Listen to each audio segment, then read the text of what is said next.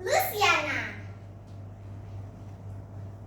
Mereka belum dikaruniai seorang anak.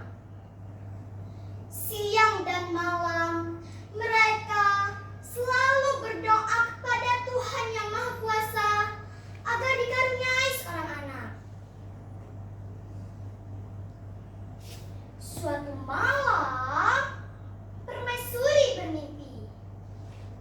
Ia berada di taman istana. Dalam mimpinya itu, datang seorang kakek tua yang rambutnya putih dan berpakaian serba putih pula. Kakek itu mendekati dan menyapa permaisuri.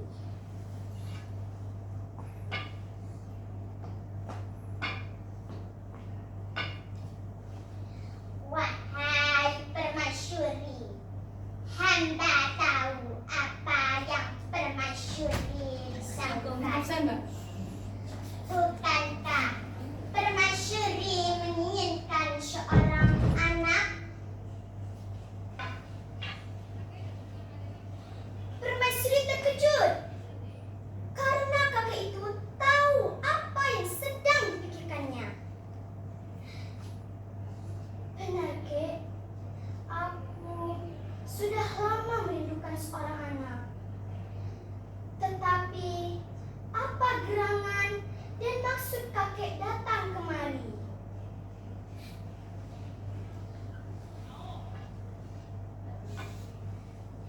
Hamba datang hendak menolong permaisuri. Apabila permaisuri benar-benar menginginkan seorang anak, maka permaisuri harus mencari seekor penyu hijau.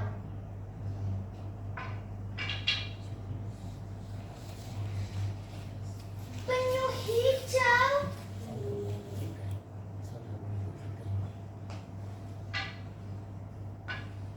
Iya, seekor penyu hijau. Dan setelah menemukan penyu hijau itu, maka kalian jangan pulang dulu.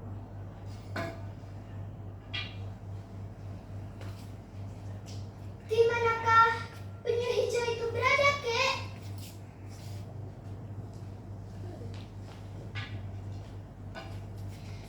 Penyu hijau itu akan permaisuri dapatkan di sebuah tanjung di Pulau Bangka.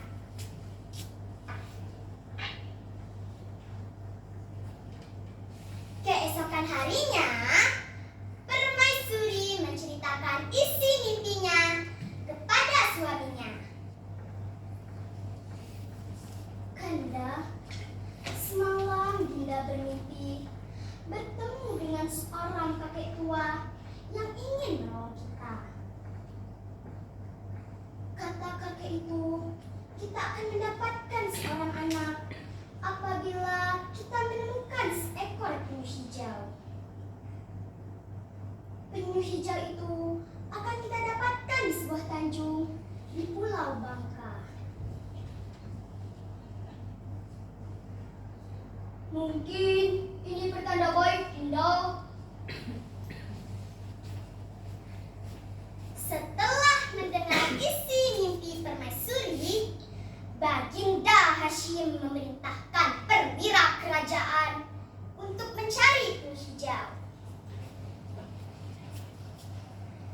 Hai perwira kerajaan, aku perintahkan engkau untuk mencari penyu hijau yang berada di Pulau Bangka. Jika kalian belum menemukannya, jangan kembali dulu ke kerajaan dan bawalah beberapa prajurit. Perwira dan prajurit pun pergi mencari penyu hijau. Setelah kepergian perwira tersebut, permaisuri Luciana termenung, tak sabar hatinya menanti perwira datang membawa penyu hijau. hijau. Tak terasa, sudah 3 bulan berlalu. Akhirnya, perwira dan prajurit pun pulang dengan membawa seekor penyu hijau. Baginda dan Permaisuri sangat bahagia. Begitu juga dengan penghuni di istana dan seluruh rakyat yang ada di negeri tersebut ikut bahagia.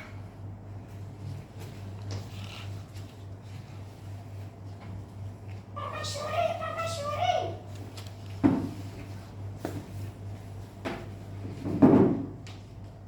Kata penyu hijau. Permaisuri terkejut melihat penyu hijau yang dapat berbicara.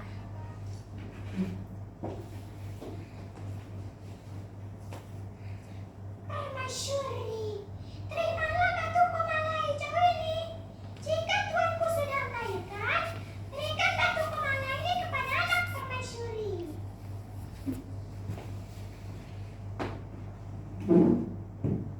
Kata penyu hijau. Permaisuri menjawab, terima kasih penyu hijau.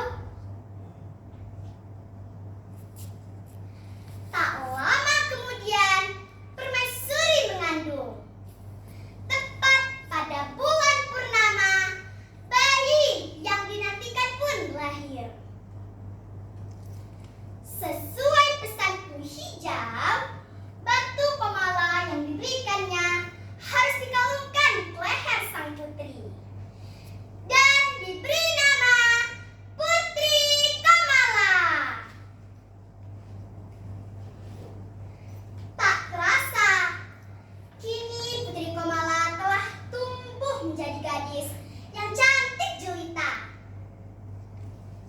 Namun, sangat disayangkan teman-teman, Putri Komala tidak menampakkan sifat seperti kedua orang tuanya. Ia sangat manja, segala permintaannya harus dituruti. Jika tidak, ia akan merajuk dan tidak mau makan. Suatu malam, Putri Komala bermimpi. Ia melihat seekor penyu hijau. Cahayanya yang berkilau membuat Putri Komala ingin memilikinya. Keesokan harinya, Putri Komala menceritakan isi mimpinya kepada kedua orang tuanya. Ayahanda, ayahanda, aku ingin memiliki penyu hijau seperti yang ada di dalam mimpiku. Ayolah ayah, bunda, aku mau penyu hijau. Pokoknya harus. Baginda dan Permaisuri kebingungan. Harus mencari kemana penyu hijau tersebut. Tiba-tiba Permaisuri ingat penyu hijau yang dimaksud adalah penyu hijau yang dulu memberikan batu komala kepadanya. Tetapi ia tidak mau mengatakan kepada putrinya sebab tempatnya sangat jauh. Putriku, mana mungkin ada penyu hijau seperti yang ada di dalam mimpimu. Itu hayal bunga tidur anakku. Tidak ya, penyu hijau itu pasti ada. Mohon ayah. Karena permintaannya tidak dituruti oleh kedua orang tuanya, Putri Komala mengurung diri di kamar dan tidak mau makan. Melihat hal ini, Permaisuri sangat sedih. Dan dengan sangat terpaksa, ia mengatakan bahwa penyu hijau itu ada. Dengan begitu membuat hati Putri Komala menjadi gembira. Dengan berat hati, Baginda Hasyim memerintahkan perwira hijau. Karena berat melepas putrinya yang ingin ikut mencari. Lalu berangkatlah Putri Komala dengan beberapa prajurit. Sesampainya di tempat tujuan, Putri Komala memerintahkan perwira kerajaan untuk mencari penyu hijau. Perwira, prajurit, cepat carikan penyu hijau itu. Ia pun ikut mencari, tetapi tetap tidak dapat ditemukan. Hal ini membuat hati Putri Komala merasa marah dan jengkel. Jika aku belum menemukannya, aku tidak akan pulang ke istana. Aku harus mencarinya sampai ketemu.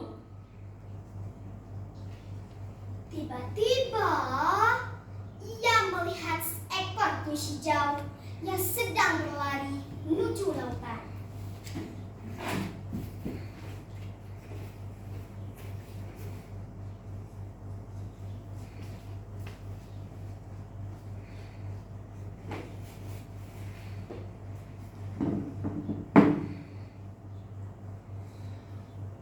Putri Komala berlari untuk mengejar penyu hijau.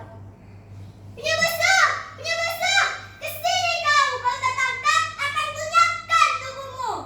Penyu busuk, kesini kau, kalau tertangkap akan kunyapkan tubuhmu.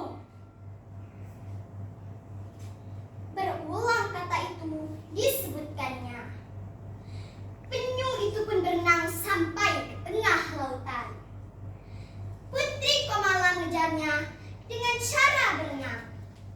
Hingga akhirnya ia pun semakin jauh dari daratan. Penyu busuk, kesini kau, kalau tertangkap akan kunyapkan tubuhmu. Penyu busuk.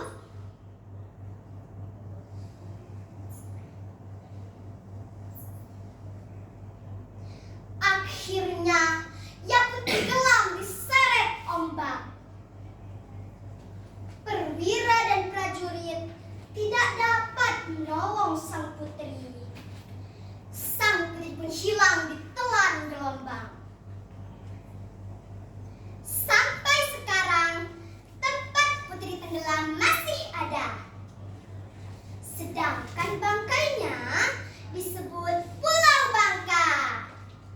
Tanjung itu pun diberi nama Tanjung Penyu Busuk, yang lama-kelamaan berubah menjadi Tanjung Penyusup.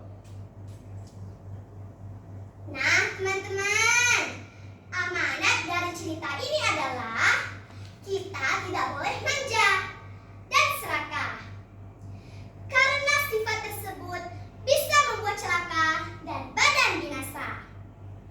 Wassalamualaikum warahmatullahi wabarakatuh. Waalaikumsalam.